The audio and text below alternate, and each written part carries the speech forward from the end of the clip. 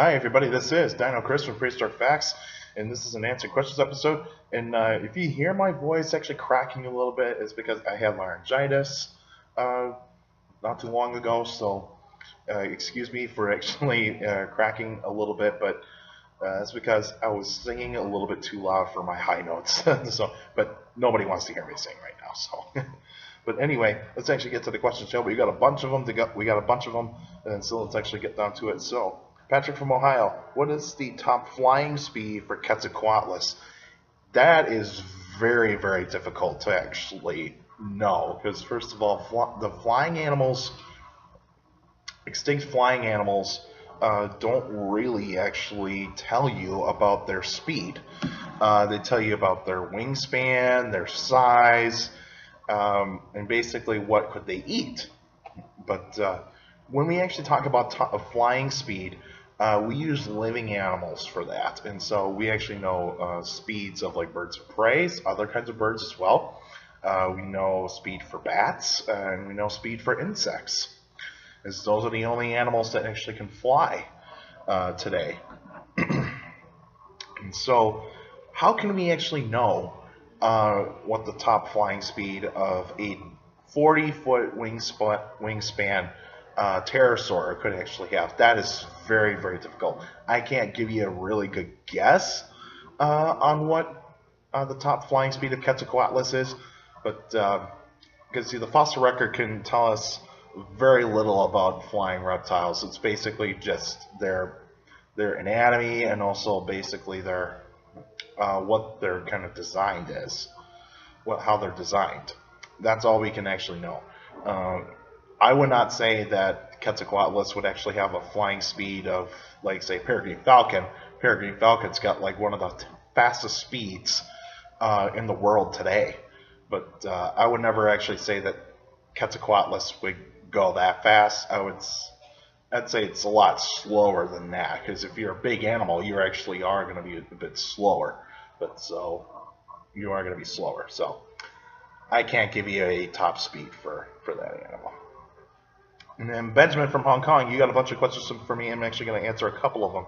So I'll give it a shot with some of these. And so, does Torvosaurus weigh 1.5 tons heavier than Saurophaganax? No. Saurophaganax is actually larger than Torvosaurus. Saurophaganax would actually be probably a foot taller and also would actually be a couple feet longer than Torvosaurus. And so in terms of body weight, the body weight of Saurophaganax would probably close to 5 tons, 5 to 6 tons, whereas Torvosaurus would actually be 4 tons. And so that would actually be the case, is that Saurophaganax would actually be heavier. And that's all I can say about that. And is Epanterius like Allosaurus? That I can say is that it could be. It could be like Allosaurus. I've seen artist renditions of Epanterius, but I can't really say whether or not it is like Allosaurus or not. I would say that, like, most artist renditions say that it would actually be like Allosaurus. But Epanterius is still up for debate whether or not if it's its own taxon, or is it just another version of Allosaurus. And so that would actually be the hot debatable topic.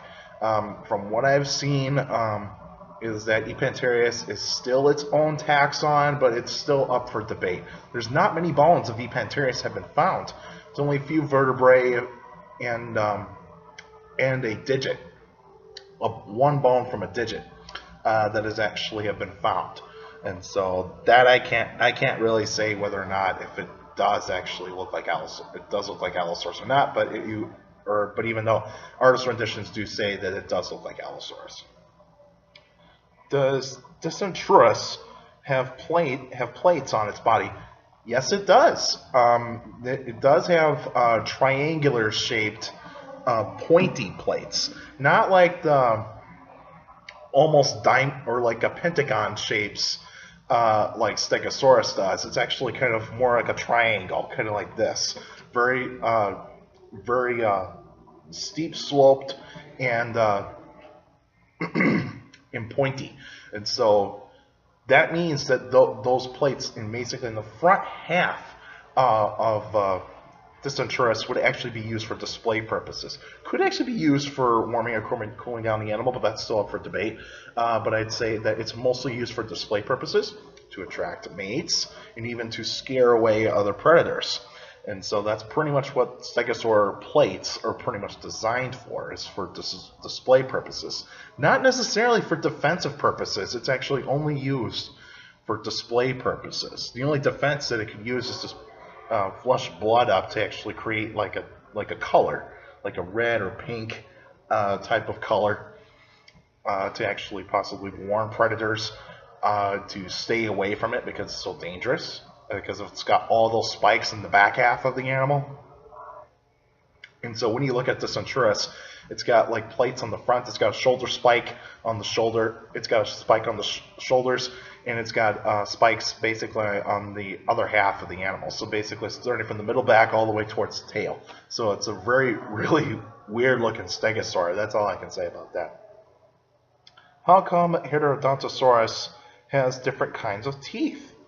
Well, when we look at Heterodontosaurus, you actually do see is that it's got back teeth, and it's got these canine teeth in front, and it's a herbivore. And so probably what those canine teeth were actually used for, like for during the mating season, probably males actually got really nasty with each other, probably bit each other in order to find out who was more dominant than the other. Defending itself against predators, not likely. It could bite the predator if it had to, but it would not actually be useful for that, because Heterodontosaurus would just use speed to get away from the predator, because it's a small dinosaur. It is not a really large dinosaur. But I think the canine teeth are just mainly used for like during mating rituals, you know, like very brutal mating rituals. So they probably got really physical with each other. So probably biting each other to actually show dominance. And is Epanterius as big as Saurophagonax?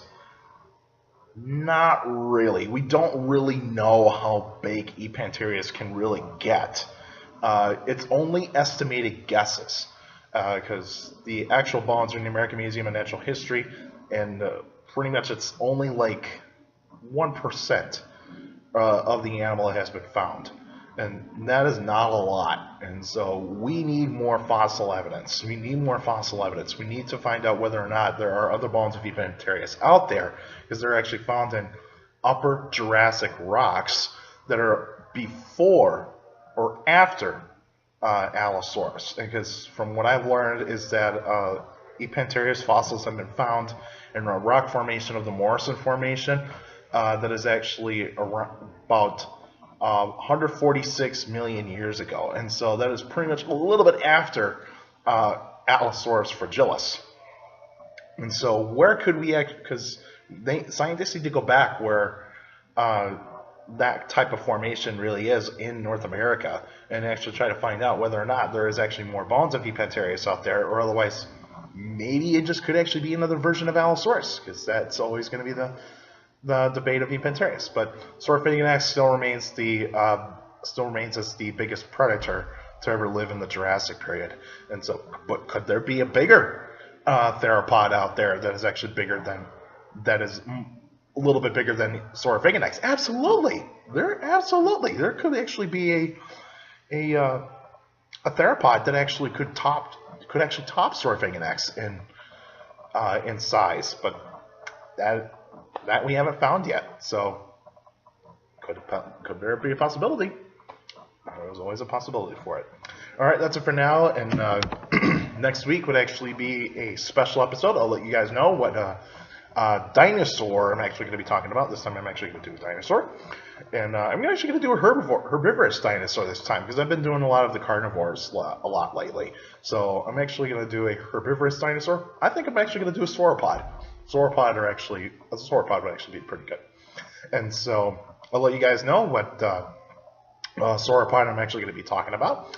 And you can still send me questions about dinosaurs or any other prehistoric life by emailing me at dinochrist71@gmail.com, or just go to my Facebook page, Prehistoric Facts with Dino Chris. Like the page, you get to post your questions on the wall or in the comments section. Remember, keep your questions short and to the point. Remember, don't send me the same questions over and over and over again. Just actually make sure that you're sending a different question all the time.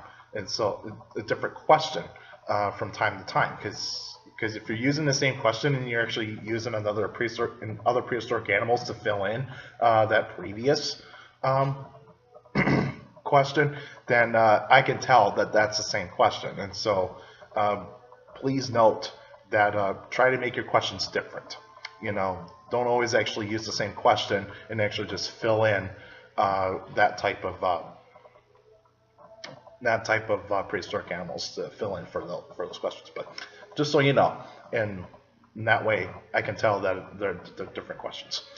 And you can still follow me on Twitter at CSGRALL. That's my Twitter page. I post pretty cool stuff on there. Also, take care of the people around you. Notice for your younger people out there, make sure to listen to your parents, your teachers, and your guardians. It's the best motivation you can have. A good education is very important to have a good education. With a good education, you're going to get a good job in the future.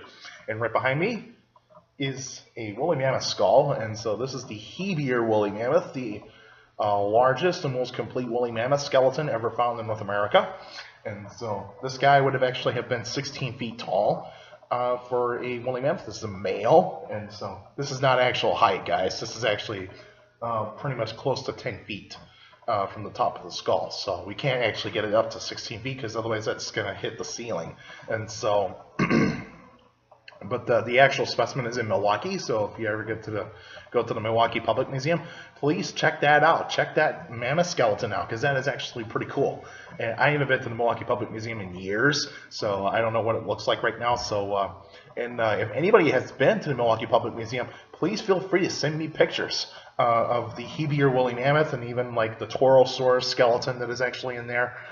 Please feel free to send it to me on the Facebook page. All right, that's it for now, and I'll see you guys next week.